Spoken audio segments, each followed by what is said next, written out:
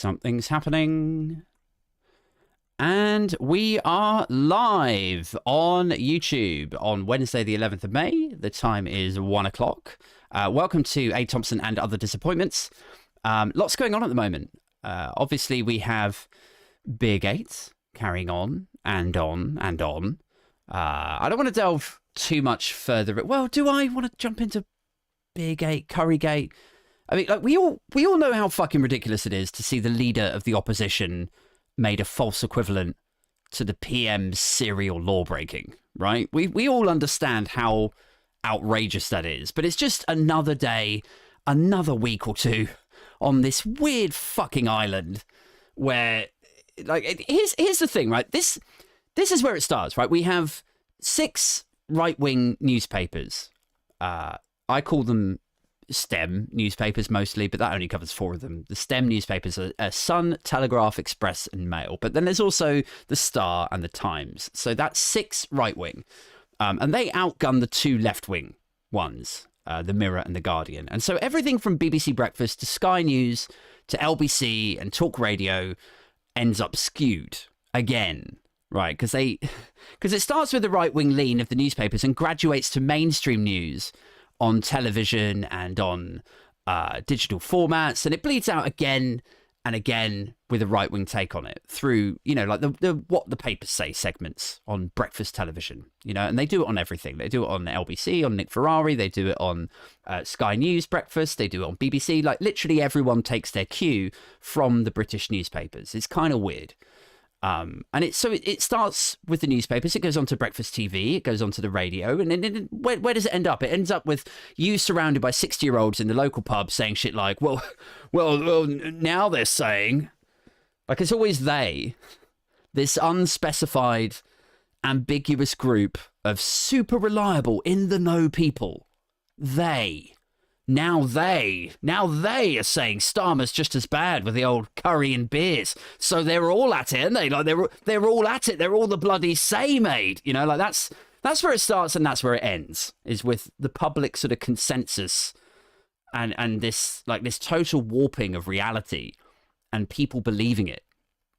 And yet, as I've said before, like, if you ask the same people if they trusted newspapers to report things factually, I think they would tell you, oh, bloody newspapers, are you mad? No, they exaggerate, they make up sources, they lie, and then when they're found out lying, then they just print the apology on page 23. Like, everyone knows how much they lie and how dishonest they are. But for some reason, again and again, they allow the papers to very slowly frame and form their opinion for them. Allow the papers to do that. It's probably the wrong word. It's sort of subconscious, isn't it? It's like a psychological manipulation kind of trick. Like, very subtle radicalization, I think, is what it is. And that opinion that is then allowed to be formed has most of the time an aggressive lean to the right to it. I mean, it really is astounding how optimized and efficient the right-wing news machine is now in the UK. Like, it's like, when you consider the intelligence level of our, like, first tier of right-wingers that we see on television, like your Liz Truss, who's the growing concrete guy on Talk Radio, Mikey Graham, is that right? Mark Francois, Bill Cash, Desmond Swain, Nadine Dorries. Like, these are just low rent, high risk, you know, barrel scraped motherfuckers. Astounding that these crayon-eating cretins or their subordinates or subsidiaries have been able to construct such a well-oiled machine. It's a bit like, you know, like, you would look at them, you go like, you guys were able to do this? This level of devious manipulation of the public consciousness? Really? Because you all come off as a bit, you know, like, I don't know, how do we say this in 2022? You know, you all come off as a little bit, like, medicated? Is that a polite way of saying it? It's like finding out a hugely impaired guy in a wheelchair is actually the author of A Brief History of Time. You know? there's something in that. Do you know what I mean? Like you'd make an assumption about these people, and yet actually they're seemingly incredibly smart, like smart enough to construct this, as I say, like well-oiled right-wing news machine. And so with Currygate, like if you spool back, just examine it like academically, how this has come about. Like they start off trying to peddle this nonsense. And I remember that clearly. It was like, what, fucking 2 weeks ago, maybe 3 weeks ago, when the Mail started running the story. Or was it just Dan Hodges on a mad one on Twitter? I don't know. Like either way, I remember when they wheeled it out again, because it wasn't brand new. It was just a thing that they started amping up in the run up to the local elections, right? Like the curry and beer event or revelation was discussed last year, I remember. Like it had been in the papers before, but it didn't take flight then because they didn't have this coordinated effort or desperation behind it. So when they brought it back in the run up to the election, against the backdrop of this embattled, beleaguered prime minister, I remember thinking right there, oh, well, nobody's going to buy this shit. You know, like it had already been out and they were just wheeling it out again. They were trying their luck. It's like a shit husband trying to bring something out of the woodwork to win an argument, you know, but it's not like his wife's like, Nathan, you slept with my sister. You spent our flat deposit money taking her to the south of France for a week. I want a divorce. And then like Nathan's like, well, so I'm the one that's bad with money. Like you borrowed 50 quid off me last year to go out with your friends. And then when I asked for it back, you said you'd take us out for dinner instead. But half of the dinner bill would have been 30 quid, not 50 quid. So who can say who owes money, Sharon? This is why we're perfect for each other, babe. Because we're the same, you know, like, and she's like, we're not the same, Nathan. It is not the same thing. And he's like, no, it is. It's exactly the same. Now let's move on. You know, like, I know that sounds a bit over the top, but it is kind of that outrageous, you know, trying to draw parallels with two things that are fundamentally not the same. The Curry event being hyped as the same as Boris Johnson, breaking his own rules 20 times, lying about them, getting fined, refusing to resign, breaking the ministerial code. These are not the same. And when they ran that shit first, again, like when they rehashed it, 2 or 3 weeks ago, whatever it was, like Starmer's curry shame or whatever. It was like, you know, when you read the headlines of the Mail and the Express and the reaction is just an eye roll, you know, like it's just, really? Just a perfect half circle of contempt over each eye, eyes rolling up and around. Like your eyeballs are underscoring the contempt of your eyebrows. Like, ugh. For whichever poor sack of shit had to sign off on that story and that headline. That's the kind of eye roll they get when they run, or when they ran or reran the Currygate story. From me, at least. I don't know. Clearly someone out there's buying it and fucking loving it. But it's like the kind of eye roll that everyone does at a Christmas dinner when your uncle says his new thing for that year. You know? Like the uncle who's just this perpetual, pathetic failure. He's like, well, I'm really into crypto now. I'm a crypto trader. And that's like in 2019 or something. And in 2020, he's like, well, acting is one of those things that it's never too late to get into. Everyone's eye roll. Or like, you know, 2021, now I'm going back to palm reading college or something. The eye roll that you give to that person is the same eye roll I give to these desperate headlines. You know, the Christmas dinner eye roll. A communal one. I like to think listeners of this podcast, you guys, I like to think listeners here would all join me in the same reaction to that. Like we're all at Christmas dinner, sat round a table, someone drops an Express headline or a palm readers college thing because, I don't know, fuck it. So much of the Express's output now is based on weirdly predicting the future. Like Boris promises Brexit benefits, you know. It's not far off palm reading. And us, like you and me, we just give it, like somebody says stuff to us like that, we just give it this instant, impulsive, 360, communal eye roll around the table everyone's reactionary eye roll to those headlines is like one after the other, like a Mexican wave of eye rolls around the table. All of our sighs in harmony, you know, like, ugh, like a choir of derision. And obviously, you know, like with the weird uncle, I know I'm jumping in and out of metaphor here, but bear with me, right? Like with the weird uncle, we like that because you don't believe the sewage that's coming out of his mouth, right? Like it's like a burst fire hydrant of nonsense coming out at every time, every year. Round, oh, I'm going to be an actor now. We don't believe it. Acting at 54, Rob?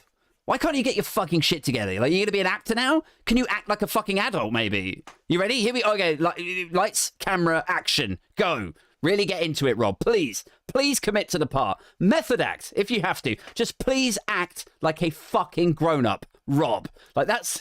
We just don't believe what's coming out of his mouth, you know? So we roll our eyes at the desperate story we're hearing or reading in the Express and the Mail and the Sun's case. I'm going to read palms now. Rob, literally nobody believes what you just said. Like, that kind of eye roll we give to these tabloids when they restarted with the Durham curry shit. Like, guys, this is not that. Just let it go. It's not the same. This is embarrassing for you, you know, like... So we thought nobody would believe it. But lo and behold, they kept at it and just pushing every day, following some perfectly honed script, you know? Day one, picture of Starmer enjoying a beer, and day two, Starmer refuses to answer questions, and day three, row deepens. 5 questions Starmer must answer. You know, like they just have that way of building and emphasizing and developing the story even when fucking nothing has happened. Nothing. Nothing's developing, no new updates, no one's lied or dodged questions, but it's just 2 reporters and 5 hungover researchers snowballing this narrative. Because then we get to the efficiency, right? The precision machinery of the right-wing news machine. Like, they've pushed it and put pressure on the police and claimed there's some new piece of evidence that actually just turned out to be a memo that said, oh yeah, oh, maybe get some food in for later. You know, that was the new evidence that came out. And through that approach, the pressure, the headlines, the TV news picking it up, what the papers say, here we are 14 days later or some shit, and it's genuinely such a scandal that the Labour leader has to go on TV and say, yeah, I might resign. Like, how fucking weird is that? That a non-story like this can get amped up to that level in 14 days. That's so like, presumably this would work for like any Labour leader, for any person, for any situation, or like similarly ridiculous non-story. You know, it's that you could amp it up in 2 weeks. You could take anything now and make it a nation-rocking scandal if you have the Sun, the Mail, and the Express behind it. Like, if we did, right, humour me here, guys, humour me. If we did actually start seriously pushing the hashtag Boris fucks livestock thing, which, look, if you're new to the show, or you found me on Twitter, or I was fucking around, like, on a podcast that you listen to or whatever, where this comes from, there's a couple of us that went on Twitter Spaces 3 or 4 weeks ago, and we were talking about 3-word slogans, like playing the Tories at their own game. 3-word slogans that could help Labour win the election. And so I was taking the piss, because that's what I do. I was like, yes, Boris fucks livestock should do it, you know? So then that became the hashtag for the podcast. But if we were serious about pushing that, and we used the same technique that the Tory journo political class employ for shit like Currygate, like, how far could we push it? You know, like, where could it go? How far could it go? And look, I know that's a weird question to ask of you, but also this podcast, certainly this episode, is not a transactional conversation. You know, like, you're not here. I don't have to listen to you say, that's a weird question, Aid. So without that quality control and feedback, I'm just left here running riot, really, aren't I? So let's ask it. How far could that go if we employed the same tactics as the Sun, Telegraph, Express, and so on? Let's explore this shit. Let's play with this idea. How far could we push Boris fucks livestock if we used the same techniques? Here we go. So, day one. This is how I think it would pan out, right? Day one. Westminster is swirling with rumours that the Prime Minister may have engaged in a sex act with an animal. Then you let Twitter catch fire, all the hashtags start, livestock gate, pig fucker comes back, hashtag Baron of Bestiality. I'm sorry, this is getting kind of gross. But let's carry on. Day two. Silence in number 10 about livestock rumours. Silence or lack of response, or just the person being busy, is reported ominously at this stage, as though they're afraid to face the accusations. You know, that's what they do. Silence in number 10 about livestock rumours. Day 3. Things are getting heated now. PM can't bury head in sand regarding livestock gate. Opponents say Johnson has questions to answer. We won't say what the questions are. We won't say specifically what he's accused of or scrutinise the veracity of the claims or hold them up against supporting or unsupporting sources. We'll just say he can't bury his head in the sand. We will make him provide the scrutiny and the counterbalance. He could defend himself. He's a big boy. We'll just say he's got questions to answer and he can't bury his head in the sand about it. Where are we now? Day 4. Day 4 of the Boris fucks livestock scandal developing, when we use the same techniques as the Star and the Telegraph and Express and so on. Day 4. PM spokesman finally denies livestock rumours. Meanwhile, an unnamed private, personal, leaky and hugely fictional source says, well, ask yourself this. If you'd had a foursome with a Labrador and 2 llamas, would you deny it? Of course you fucking would. Day 5. Now they start calling him beleaguered Prime Minister or embattled PM. That's how he's being portrayed now. And the headline now would be something like, new evidence emerges regarding livestock gate. New evidence. It is, however, evidence that doesn't support or exonerate him.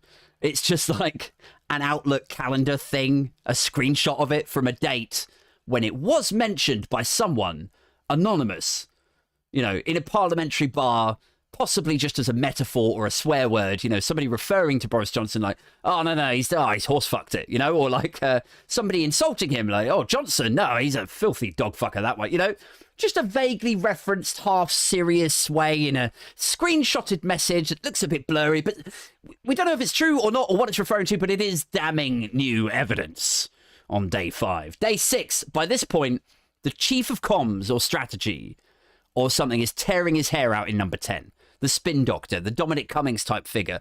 If you go on TV now and say, I didn't fuck those llamas, you're going to look like someone who did fuck llamas. Because that's exactly what that person would say. And if you don't go on TV and protest your innocence, you're going to look like you're in hiding because you know that you did fuck the llamas, Mr. Johnson. So just, you're damned if you do, damned if you don't. Take your pick. Choose your assassin.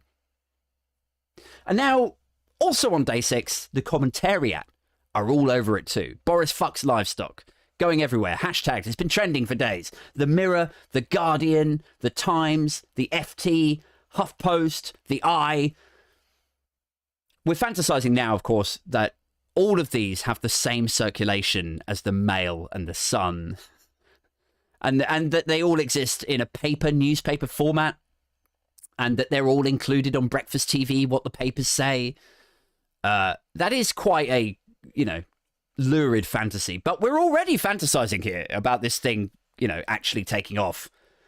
So why not go a level deeper into the utmost, you know, the height of fantasy where the dominant press in the UK are not the ones that are owned by non-dom billionaires. We're going levels deep fantasy here. So the Mirror, the Guardian, the Times, FT, HuffPost and the Eye, the comment, the opinion pages are all kicking in. And it's shit like, PM has failed to tackle rumours. And then, you know, you flip over to The Guardian and it's like, whether he did or not is irrelevant. Now it's a question of leadership.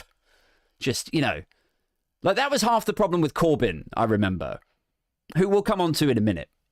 Like, was he actually anti-Semitic? I don't know. I never met the guy. Probably not. He seemed okay. Like, for me, it was more like, mate, if you can't handle these accusations, allegations, if you can't dismantle this and neuter it, then I don't know, maybe you're not meant to be the Labour leader, you know? That was my thing with Corbyn, was I just didn't think he had the leadership to him. Anyway, as I say, more on Corbyn in a minute. Now we're on day 6, and the opinion pages, as I've said, are referring to it as an array of different... In fact, now on day 6, they'll describe it as a shameful display of lack of leadership. And there's a key word there, shameful. It's a shameful display of lack of leadership. And that then gives them license the next day to use the word shame. Because then technically you're referencing a shameful lack of leadership rather than declaring him guilty of llama fucking shame. You see, it's kind of clever. So then day 7... Animal Charities fury at PM shame. And you notice we have to kind of go back to the roots of this. There's still fuck all to it. It's based on nothing. It's just this, this rumor and then an Outlook calendar screenshot thing, half referencing a comment or a metaphor about, oh, he's horse fucked it. But, now we're going to the RSPCA and Save the Llamas or whatever to get a quote. But we're like, oh, just give it to us straight. We don't know if he did fuck a llama in the face, but if he did fuck a llama, what would Save the Llamas think about that? Can we have a quote, please? Where does Save the Llamas stand on the possibility that the Prime Minister might have fucked a llama? And then it would be like, some exhausted Save the Llamas PR guy who wanted to be a journalist, but ended up working in PR and Save the Llamas in an industrial estate in Exeter. And now he's got this alcoholic, frenetic tabloid hack in his face. Like, if he did, though, what would Save the Llamas' response be? And he's like, oh, I don't know. What do you fucking think? No, dude. No, we would not like that. We save llamas. We're for llamas. We would be critical of a person molesting llamas. Is that the quote you need? Are we done? Animal Charities fury at Boris's llama shame. And I don't want to carry on because we're 2 weeks deep into Currygate stuff now, and you get the fucking idea, right? Like, we've just done day 7. That's how these people work. It's not just print a load of nonsense and then some celebrity complains and it's like print a little apology. It's like subtle, nuanced, gradual building of a frenzied scandal. And they could do it about anything. And one of the reasons they can do it about anything is the same reason that nothing ever gets better in this fucking sinkhole of a country. Because they just carry on regardless. Seriously. It's just like blank-faced insanity followed by endless repetition. You know? Like where someone just stares you in the face and then just carries on as though you hadn't told them why they shouldn't get... You know what I mean? Like when someone presents a bill for a debate in Parliament, or maybe you don't, I don't know. But like when they present a bill in Parliament and everyone debates on it and you think, oh, that's cool. You know, scrutiny, debate, suggestions for amendments, concerns, ideas for improvements. And then they spend the whole time reiterating the same shit they've said 7 times before on the breakfast sofas that journalists have challenged them on, and it's been debunked, and, you know, but that's their line. And no matter how many times it's already been addressed or debunked, out it comes again. And it's just fucking nonsense. Like my favourite one of those, probably the most infamous example, was the Internal Markets Bill a couple of years ago. Ed Miliband was stepping in for Keir Starmer, and the charge from the Tories was that the bill was essential to avoid a malicious EU blockade on UK goods. Oh, scary stuff. When in actuality, I think, and this is going back a couple of years, but I think it was designed to allow them to break international law. That was the purpose of the bill, was to get around, you know, avoid the specifics of their own fucking deal that they signed up to and paraded around glorious and oven ready and won their 80-seat majority on it. And time and again, people on the left and centre left had said, like, what? Like, where the fuck is the bit that imposes the blockade in there? If it's such a problem, where is it? And how is this new thing going to fix it? Like, and in the House of Commons, even when Ed Miliband said, all right, if it is in there, show me. Like, I'll stand aside. Where is it? Just show it to us.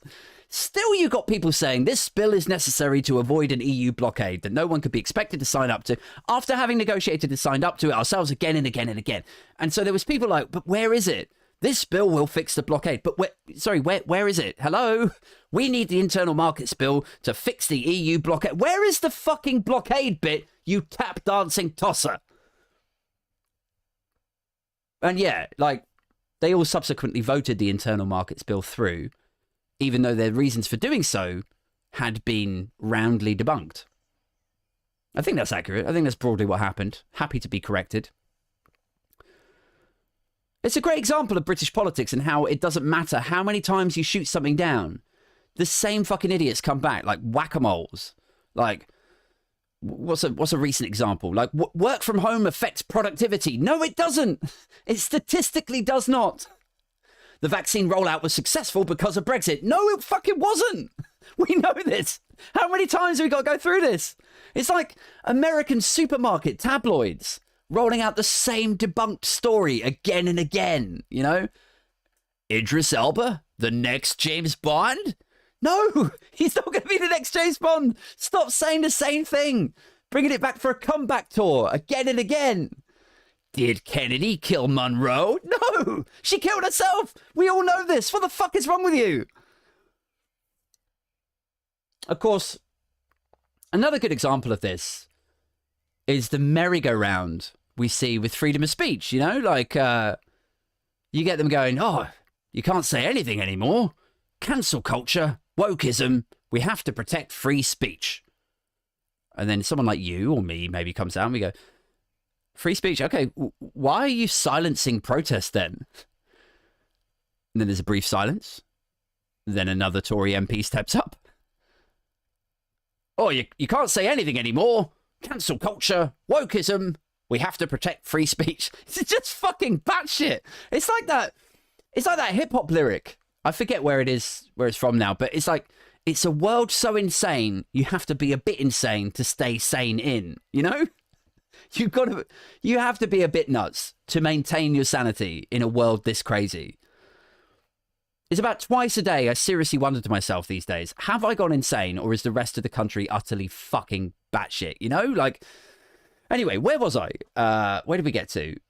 Oh, right, yes. So the reason they can carry on gradually building these stories, like Currygate, subtly over days until they explode into the type of scandal that could, seems unlikely right now, but could bring down the leader of the opposition, is because even when people do clap back, they do answer back, debunk and dismantle whatever the non-story is or was, they just ignore it and carry on. Like, Starmer still has questions to answer, you know? Even if he's answered the fucking questions, it's balmy. Like, in what other realm where people behave in that way, like stare you in the face as you give them the information that pokes holes in their story, that allows them to get to a more veracious place? Is that the right word? Veracity, veracious, a more truthful place? In what other scenario would you expect that person to stare you in the face for 3 seconds and then just repeat the same shit again? That is almost the definition of insanity. Doing the same thing and expecting different results. Except in this situation, the world is so batshit that they do get different results. It's like levels deep insanity. Like, they try it once last year, nothing. They try it again 2 or 3 weeks ago, in the run-up to the local elections. Maybe a few people took notice. Then they kept at it and kept at it until finally they did get a different result. The motherfuckers just get worn down or think maybe there's an element that they think, well, there must be something to it, you know, if you say it often enough. Do you think, like, I don't know. I don't want to get all Godwin's law about this, but I'm pretty sure it's a staple attributed to Goebbels,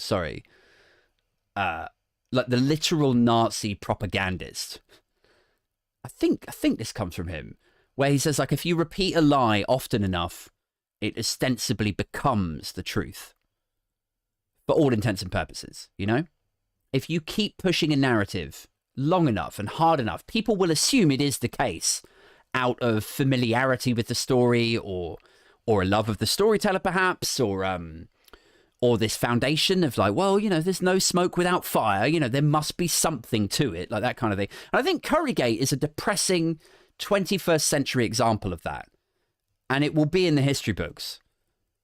Just as hashtag Boris fucks livestock will be, you know, once we start that campaign, that coordinated media campaign in earnest. HuffPost, FT, Guardian, call me. We can make this happen. Anyway, let's move on. I still want to talk about Corbynism today, and you know, because it's been at the forefront of my mind for about a week now. Last week was a bit of a weird one for me. I've talked shit about Corbyn on Twitter before. You know, I'm not character assassinating him on a daily basis like a lot of people do. But I've mentioned a couple of things about him. And I've had a couple of people come back at me and call me a centrist, like it's a swear word. I've taken the piss out of Jeremy Corbyn on the podcast. I've had people in the chat call me a shill, which is fine. Like, you know, whatever. I'm a big boy. But last week was a bit different. You know, like I put a tweet out ahead of the local elections, and it said something along the lines of, try and remember it now. It was like, I understand that you might hate Starmer. I get that. But what I don't understand is why you would hate Starmer more than you hate Boris Johnson. You know? I think that's almost word for word what I tweeted. And I think the point is quite clear, you know. Vote for Labour if you can. It's got to be better than the Tories. It's a two-horse race, which in my mind it is. You can tactically vote, and you should absolutely tactically vote to remove Tories. Fewer Tories in Parliament or indeed in councils mean the government actually have to negotiate with voices from different backgrounds who hopefully have morally centred agendas. You know, basically fewer Tories, that's the goal. Great. Just don't abstain. You get the idea. But then something weird happened. Like, someone jumped in my Twitter history, pulled out a tweet of mine from 2019 where I said that I wouldn't be voting Labour. And this, you may recall, was the final Corbyn general election. And I said I'd be voting Lib Dems because they were the tactical voting choice in my area. And understandably, they were like, hang on a second. You're saying don't vote Tory, go with Labour, or tactically vote. But look, here you are in 2019 saying you wouldn't vote Labour, and oh, look at this. You're in town X, which was geotagged on the tweet. And then they looked it up on Wikipedia, the vote history of the town. And then they're like, Labour would have been the tactical vote first choice. And you didn't even support them yourself then when Corbyn was leader.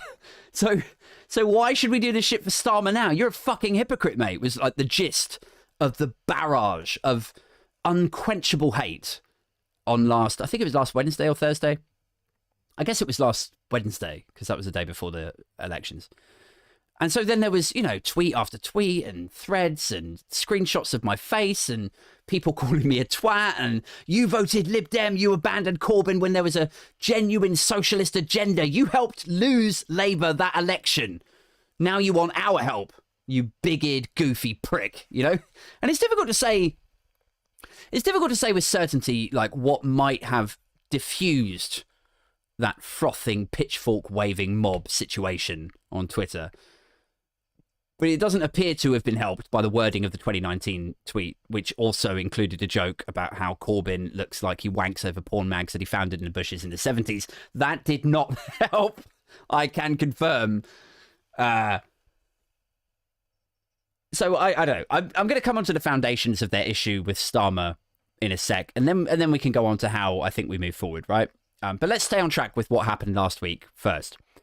So I was getting a shit ton of attention, if you like, from supposedly progressive liberal rainbow flag accounts with bot-like names and fake pictures and suspiciously low follow accounts. But I don't know, man. Like, it's funny. Like, when when it's some bald guy with an England flag looking like Phil Mitchell giving you abuse, you're like, yeah, like that fits that, you know, he's cast perfectly.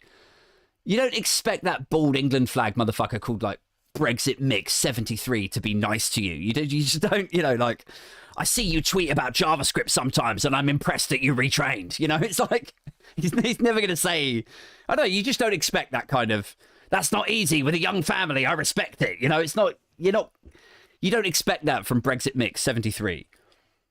You expect a taste of a Serbia, if that's even a word.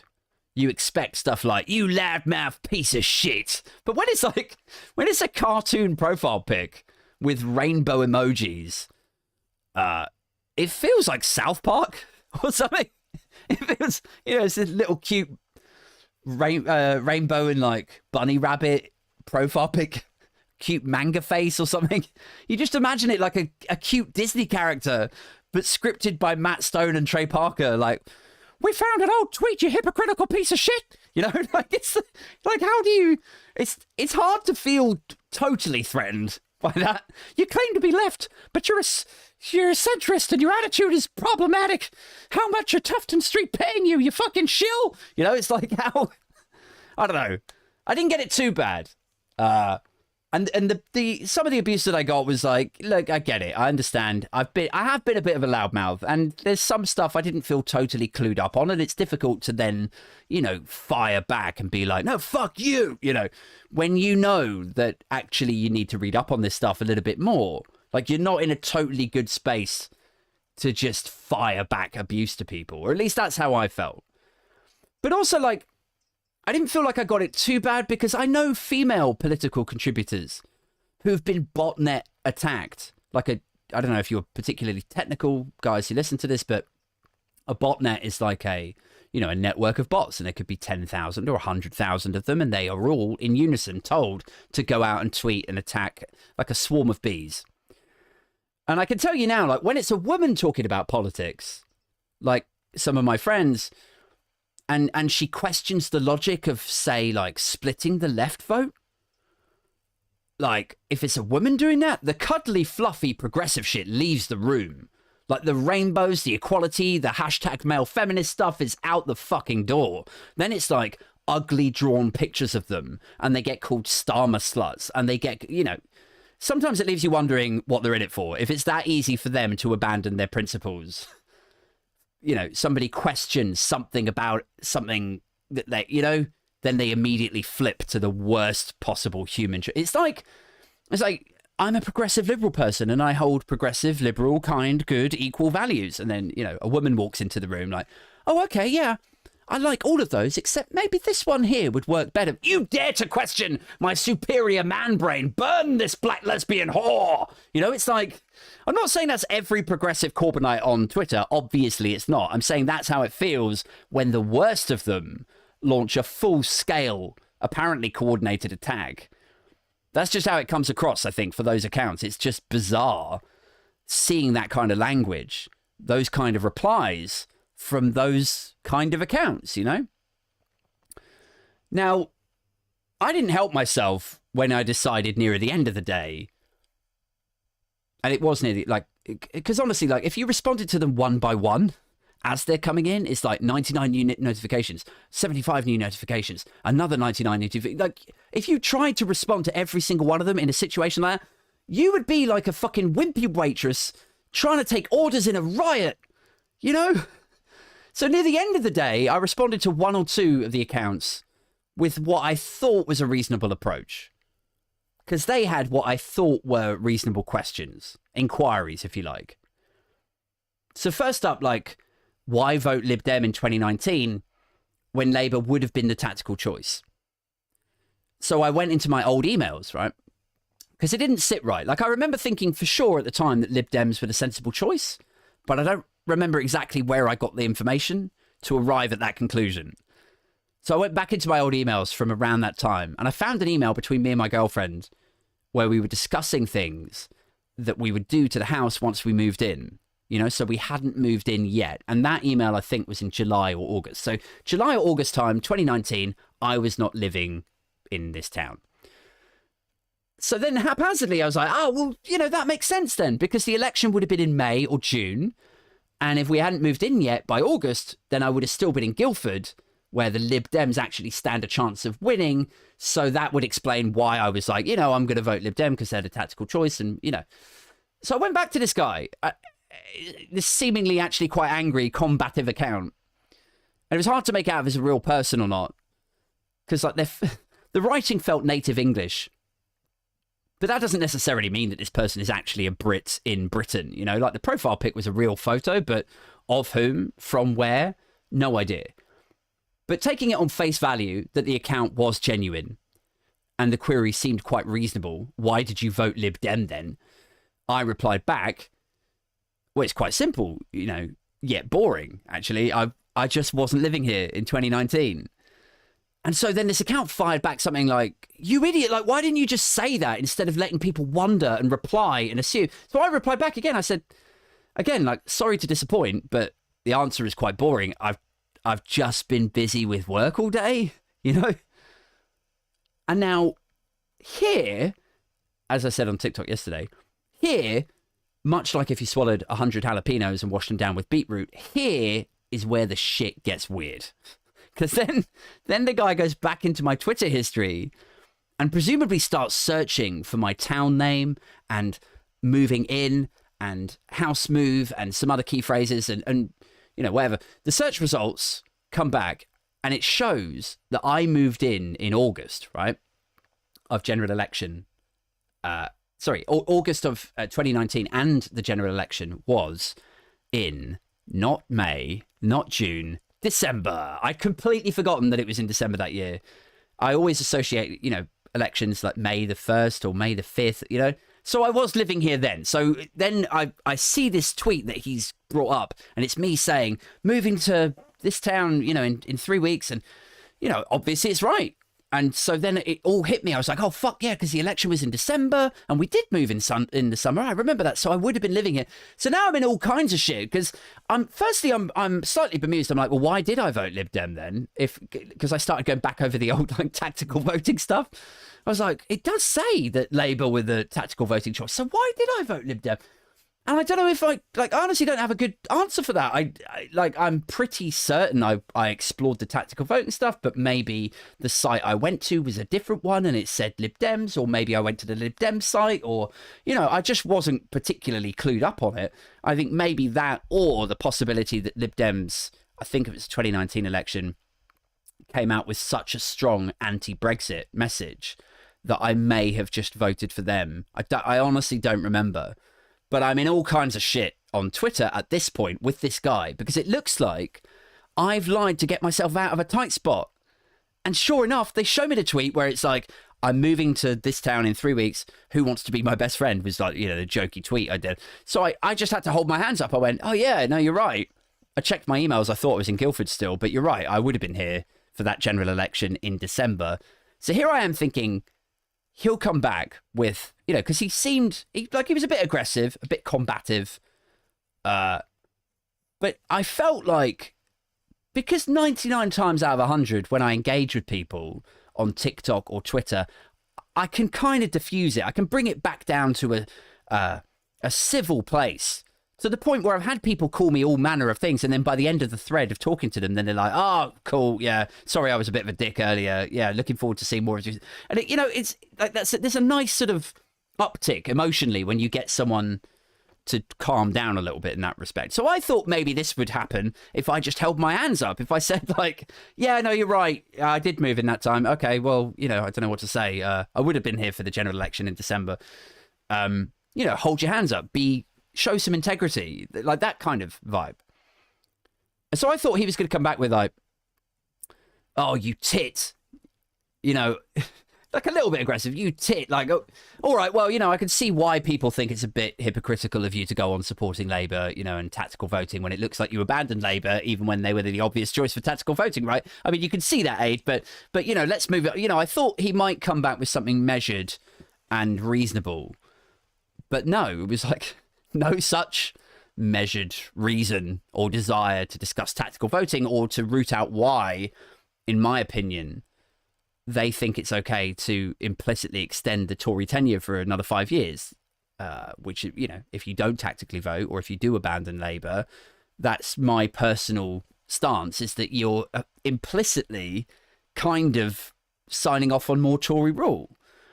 But there was none of that sort of measured civility. It was like the first reply back, capital letters, like, actually, was it capital letters? Am I talking shit now? But it was definitely like, you fucking lying melt. It was like so angry and like abusive. I'm like, okay, well then what are we doing here? You know, like, it reminded me of the early days on TikTok.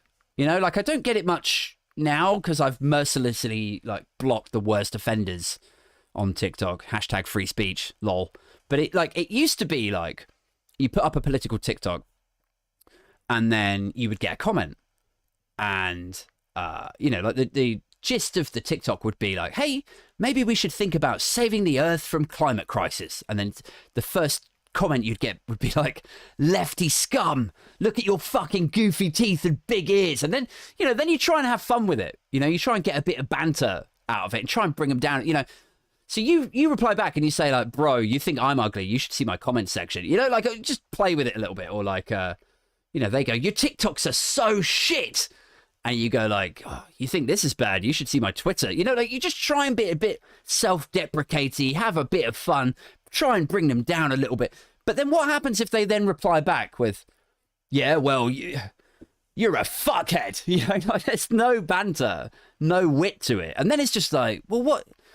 Like, what? Okay, what are we doing here? Like, this is just boring now, you know? Be gone. Block, you know? And it reminded me of that. It felt like that. Like, they questioned the tactical voting thing. I said I wasn't living here. They were like, oh, you were? I said, oh, yeah, no, I was, thanks. And then it's, you fucking lying melt. Like, after that, I just grabbed a Chrome extension where you can just mute whole threads, and I blocked about 500 people. And I imagine that probably came across like, you know, like, oh, we've exposed him.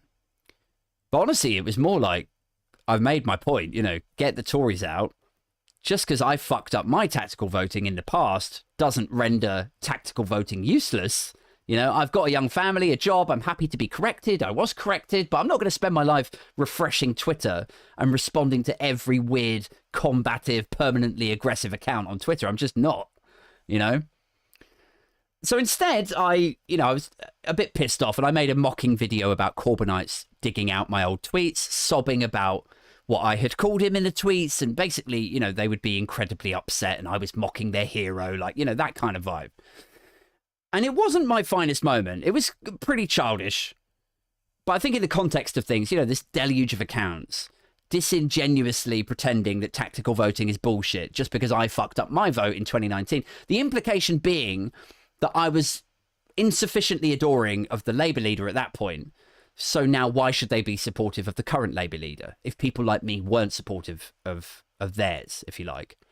And I don't know, it just sort of pushed me into a space where I was questioning the motives of these accounts. Like, you know, what actually is their issue with me, an almost entirely unknown figure, prompting people in a somewhat sarcastic way, admittedly, to vote Labour or indeed to vote tactically. And the two motives I came away with was that tactical voting could well deliver a minority Labour government, which would render the aggrieved Corbyn followers, if you like, parliamentarily irrelevant, for want of a better word. And maybe I'm wrong on that. I don't know. I'll come on to that in a moment. So that was that. That was last week. And before I move on, I will just say it wasn't just me in the last week. Friends of mine were targeted, seemingly also by like a botnet or some sort of coordinated attack. And it sounds a bit over the top, but honestly, it was like a swarm of bees, like of low follower, fake profile pic accounts, 99 notifications every second, that kind of vibe. It was, you know, jarring. Now, I've been thinking about this for a couple of days. I want to talk specifically about Corbyn and Starmer for a minute, and then we'll wrap up for the day. Because fuck me, this is a long episode for me to just talk to myself. Normally these ones are about sort of 30 minutes, 35. But I had a lot to get off my chest today, so humour me. been thinking about this the last few days, about jokes that I've made at the expense of Corbyn fans, of Owen Jones, who honestly I'm sure is a lovely guy, but who I just cannot get my head around in terms of what I perceive to be self-sabotage, like the short-termist mentality. Just savage the Labour leader when he's your best shot at power. And then once he's in number 10, you have someone that you stand half a chance of having a meeting with, putting your policy ideas across to, you know. And I've tried to put myself in the position of what we hear called the far left of Labour. I've, you know, like, because it's no good just endlessly like baiting people and taking the piss and further driving division. It's just, you know, not really productive. And I did a TikTok about this yesterday, where I kind of outlined what I thought were the real issues with Keir Starmer from the far left's perspective, that are cited by Momentum far left types, the ones who went for me last week. Because it's a bit like, you know, if you continue to dismiss and diminish these people's perspective, like they're all just embittered Corbyn fans, you know, the magic grandpaism of it. If you continue to pursue that, it's not like they're going to go, oh, well, you know, that makes me feel silly, so I guess I'll support Keir Starmer instead, so I don't feel silly. You know, that's not how it works. So I figured let's just flip the script, really try to understand where they're coming from. So I looked at a few of the tweets and I reread a few articles about Starmer from different websites that I wouldn't ordinarily go to. And the takeaways were thus. It seemed to me, and I'm, again, happy to be corrected or for people to add caveats, whatever. But it seemed to me that they feel Starmer won the leadership in 2020 after Corbyn lost that general election and Johnson got the 80-seat majority. They feel that he got the Labour leadership on the basis that he would keep the key pillars of the 2019 manifesto, right? So public ownership of utilities, nationalisation, tackle tax avoidance, put more of a tax burden on companies and high earners. And the sense is that he's abandoned those pledges. And if you go on KeirStarmer.com, you can still see the fucking pledges there. And because he attained the leadership based on sticking to them to gain votes from the left of the party as well as the centre, that now, because he's taken a more pro-business stance and opposed an increase in corporation tax, they understandably feel he was dishonest and exploitative in getting the leadership. And now he's in the top job. He's letting his true colours show.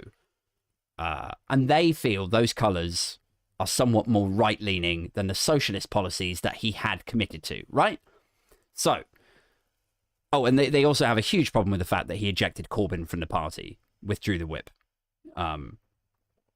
So, we'll come back onto Starmer in a second, but let's just quickly touch on Corbyn being booted out first. So, like, my take on Corbyn, as I've said a bunch of times on different episodes and to different people, was that he was probably a nice guy. I'm sure he was a great constituency MP, probably not an anti-Semite, but just a fairly useless leader, you know?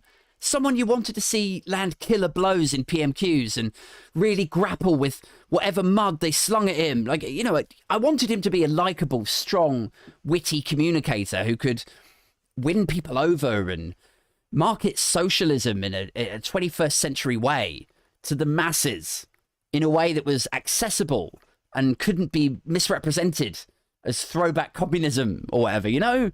But he was none of those things, in my opinion.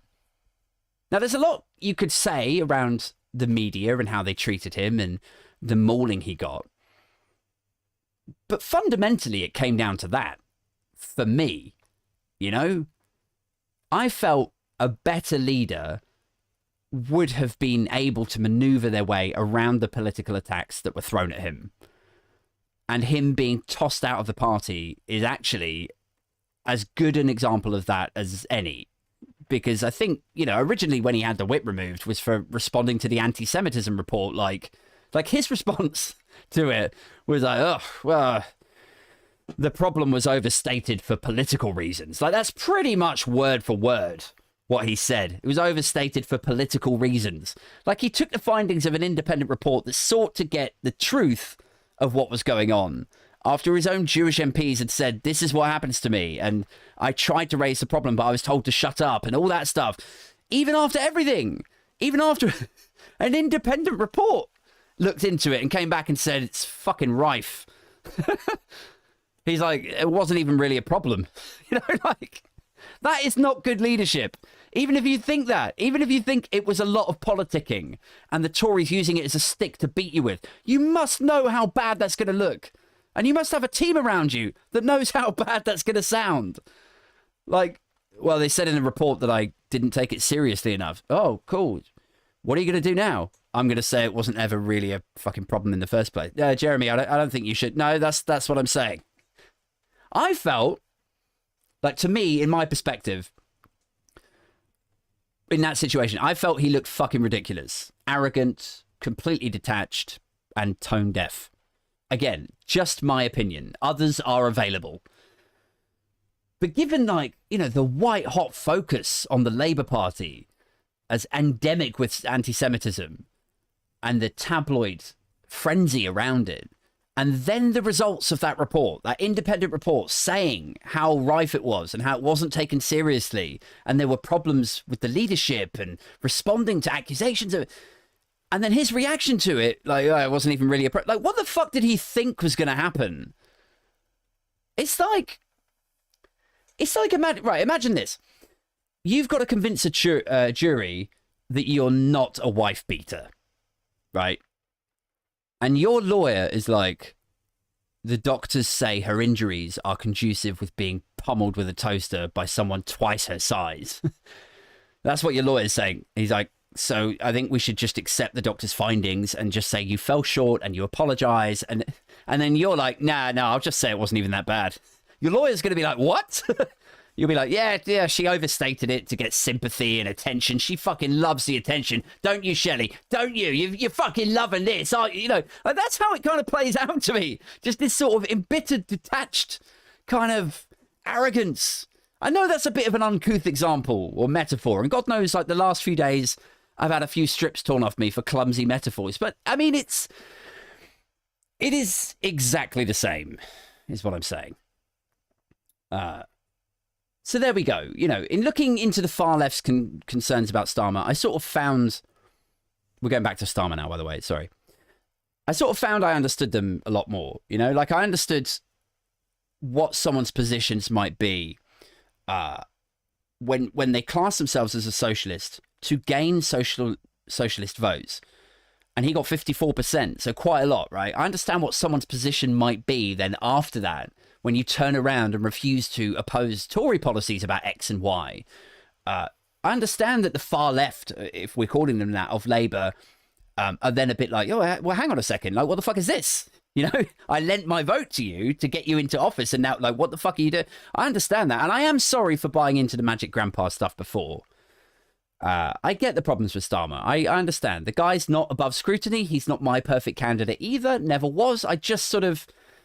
You know, I sort of look at him like he's occupying this centre-right fiscal space, usually inhabited by the Conservatives, with the idea being that he will gain power. Like, he'll win people's confidence, some male readers maybe, some Sun readers, and then once he's in number 10, he will implement socially liberal policies on schools, hospitals, tackle institutional racism, and look at proportional representation and so on. Like, that's how I see it. I said on a TikTok yesterday, it's like a verbal magic trick, you know, or a political magic trick. Like, he's saying, like, while you were looking at, like, fucking corporation tax over here, while you were looking at, you know, not introducing a higher rate tax, I was over here fixing institutional racism. You know, it's playing a game. It's a balancing act on his side to get him into office, and then we can actually implement change. But other people feel differently. Other people feel very betrayed, and I understand that. And I guess where I've arrived, really, you know, just to round off this week, is realizing a couple of things, you know? That, yes, there's a lot of anger to Starmer. Some of it's kind of stupid. You know, there are idiots out there. Some of it is, I love Corbyn and you didn't support Jezza, so now I won't support your guy. You know, it's a lot of that stuff, which is fine. If that's you, great, all the best. But that is not everyone on the far left. You know, those guys do exist in the same way that the worst of the right wing exists. So there's that. But there's also a lot of disillusionment with Starmer that he needs to get on top of. Like, at the moment, it's just Diane Abbott and Owen Jones picking at him from the sidelines. But if unions start pulling out, or they move to the Greens or something, presumably he's going to have all kinds of problems, funding, support, votes, you know. And the second thing was, like, the Corbyn lot, for want of a better group name, collective name. The second thing I've come away with this week is that they need a figurehead. They need, you could make the case that, like, Corbyn was their figurehead and he's been ejected from the party, and that's fine. I don't see him being reintroduced, mostly because of that anti-Semitism report and his response to it. But that doesn't mean you can't have a figurehead. I feel like that's what they're missing. They desperately need a figurehead that can represent their frustrations, put their fears and concerns across over a table with Starmer and Rayner once a week, morning coffees, breakfast club or something. Get them back on side. They desperately need a figurehead. Starmer, in fact, desperately needs the Corbyn lot to have a figurehead. Because without that input, I really think the division in Labour is just going to get worse and worse. It really is. It's like I said earlier, they're not just going to go away and go, oh, well, I felt silly, so now I'll support Starmer. They're going to get disillusioned more so. And to some extent, you can go, well, Labour's been polling well the last 6 months, and that's true, but they can't really win a majority unless they regain the Red Wall or unless they regain Scotland, which is just, not going to happen anytime soon. So they need to rebuild those bridges with the Red Wall and the left of the party. Unless, I don't know, here's a fucking weird thought to leave you on. Because, like, some of those Red Wall seats are staying blue, right? They're Brexity northern towns that have jumped on the Boris bus, if you like. And then now there's this thing about Labour being the party of Mayfair, Westminster. What was the other fucking big one that they won this week? I mean, Southampton was a big one, but Wandsworth, that was it. So there's this thing about, Labour being the Mayfair party in Wandsworth and Westminster. And so here's a weird question for you. How weird would it be if, as Starmerism, as it were, leans to the right, fiscal conservatism, nice suits, Blair light, and disillusioned Conservative constituencies start moving to Labour? Meanwhile, traditional Labour seats in places like the Red Wall move to Tory. It would be, like, how weird would it be if both their traditional heartlands end up swapping places? Like upending each other. Just utterly fucking bizarre. Anyway, look, I've been talking for a while, guys, so I'm going to leave it there. The takeaways on this, I just want to emphasize again, like, Labour desperately need, in my opinion, to get a figurehead in place who represents the pissed off left of the party, who can put forward their concerns. Someone that's got a bit of charisma, someone that can be that face of the left that is not Jeremy Corbyn.